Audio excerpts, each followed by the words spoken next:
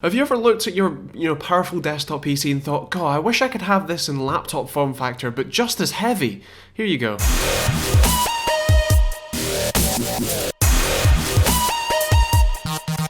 Check out our website at TechteamGB.co.uk for more info on both this and many other products, and also up-to-date news on all things tech. Stick around for this awesome video. So this is MSI's GT80S 6QE. This is the pre-production here of the Storm version, and basically it's pretty much the same except with, Heroes of the Storm sort of decals on it, so it makes it look quite cool. Now on the back you've got a rather large amount of ventilation for the dual fan design, as well as a mini DisplayPort port, USB 3.1 Type-C, which I believe doubles as Thunderbolt 3, HDMI, power in, and Gigabit Ethernet. Now this laptop is about 5.5 centimeters thick at its thickest point, so it is rather chunky, and also on the left hand side you've actually got quite a lot of audio. So you got a headphone and microphone, as well as SPDIF, 3 USB 3 ports including 1 charging port, SD card reader, a hi-fi port, as well as Kensington lock, more ventilation, and a DVD drive. Then you have a bit of a kind of big bum at the back. On the right hand side you don't have all that much, with just 2 more USB 3 ports and some more ventilation too. Now the main kind of thing about this, well, let's face it, it's the keyboard. This is a full mechanical Cherry MX brown keyboard, and it's pretty insane. Now personally I found where the laptop comes up to meet the lid a bit annoying from the spacebar perspective, but other than that it's just pretty amazing.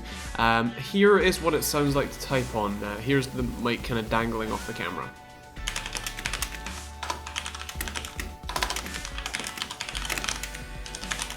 Now the touchpad itself is actually pretty cool. I really like that it's on the side and it doubles as a number pad, although there's no tactile feedback, so it can be a bit annoying to use. So speaking of the noise, as you can hear, it is quite loud, but that's due to the dual fan design, with the CPU being in the middle and then the graphics cards being on the left and right, with the SLI ribbon cable as well. You also have a pretty nice audio setup on both the bottom and the top with a nice subwoofer, and you also get dual DDR4 RAM DIMMs, as well as another 2 slots up the top if you wanted to upgrade to 32 gig, and as well as a 2.5-inch hard drive and a DVD drive. Under the foil there is the 2 256 gig M.2 SSDs, not mSATA like the housing says, but basically there is 2 more slots available, although due to a bandwidth restriction with Skylake you won't be able to use those. You'll only be able to upgrade the 2 drives that you already have. Now in terms of temperatures, this thing did get quite hot. I was seeing about 75 degrees on the CPU and about 80 degrees on the GPU. And it did get pretty loud, especially in gaming as well. But something to note is that this is amazingly powerful. You getting almost 980 Ti kind of desktop performance here in a laptop. Admittedly a rather big and heavy laptop, but nonetheless it is an incredibly beastly machine. You're looking at 100 FPS average easily on ultra settings on pretty much all games, with a real exception, or a real standout point being GTA 5 on fully everything maxed out. You're looking at 80 FPS, which is obviously higher than the screen, so just incredible. So technically this is a pre-production sample, which basically means the spec is almost identical, but for legal reasons and all that, it's not identical to the one you can buy in shops. So take the performance results with a mild pinch of salt, although basically it's really, really good. Yeah, my thoughts. It is an insane laptop. As a function of laptop, it's pretty ridiculous. Its battery life is less than an hour, especially if you're gaming. I think it's probably about 20 minutes if you're gaming. If you say gaming laptop to anyone, you generally think something that's 15 mils thick, 17 tons, big, cumbersome, loud exhaust fans that shoot fire. And that's basically what this is, minus the fire. It's big, heavy, cumbersome, impractical as a laptop, and it's basically meant to sit on a desk and be plugged in the entire time. But that's okay, because that's what it's for. It is a desktop replacement in the shape of a laptop. It has a mechanical keyboard, and it has a pretty decent user experience, with the added benefit of occasionally being able to pull the plug and sit it on your lap if you want to do some web browsing on your £3,000 PC. Yeah, it's kind of pricey. One of the really cool things about it though is that you can upgrade a lot of the stuff about it. So whether that is the M.2 SSDs, which because of Skylake and the fact that you've got SLI graphics cards inside, you can only run 2 PCIe SSDs, or 2 M.2 SSDs, so the 2 that are in there are the only 2 that you can have, but you could upgrade the size of those to 512 gig or, God forbid, 1 terabyte in the future, and have some really awesome storage in there too. Also, you could replace the hard drive with an SSD, an almost SATA SSD, and that would be fine as well. The really cool thing about the upgradability is that you can send it off to MSI once NVIDIA releases their new modules, MXM modules, basically mobile graphics cards, and in theory, after paying probably another £1,000, MSI will install your new graphics cards and you'll have even more performance from your ridiculously beastly laptop. But obviously the key thing is that you're trading off everything that's good about being a laptop. It's really not that portable, it is really quite heavy. I mean, it's difficult to lift with one arm that heavy.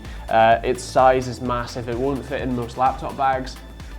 But as the little note in the con section, probably down there, says, people who buy this laptop don't care about that. It's a, you know, the user experience is fantastic, the screen is lovely, the I/O is great, you've got a really nice keyboard there, and the trackpad is actually really cool. The number pad doesn't always work, you know, you have to press it a couple times, but even still, it's such a great design, and even though it gets ridiculously loud and, you know, it's completely pointless as a laptop, it is so amazing.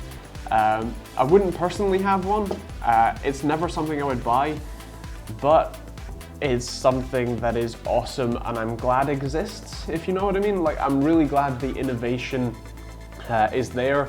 It's just not for me, and it's not something that I would personally own. I'd have a GS60 though, MSI, if you wanted to send one over. That's how you get sponsorships, by the way, for all of those who are asking, just cheesy asks to them. No, but anyway, in terms of scoring, I think it's going to be a 3 for 5 money, purely because you get so much power for your money, but you don't really get much functionality in terms of a laptop anyway. Performance, obviously a 5. It keeps up with my 980 Ti, so yeah, it's pretty good. In terms of functionality, I think it's going to get a 4 because the user experience is fantastic if you don't expect it to do what a laptop does. In terms of styling, I'm going to have to give it a 5 because even though it's thick as hell, it is pretty lovely. And TechteamGB score has to be a 5 as well. It's also going to get the top tier award because, well, it's the only one in its tier and it's awesome as well, so that definitely helps. And yeah, basically it's an incredible laptop that I don't expect many, if any, people to buy. So there you go, that's my synopsis.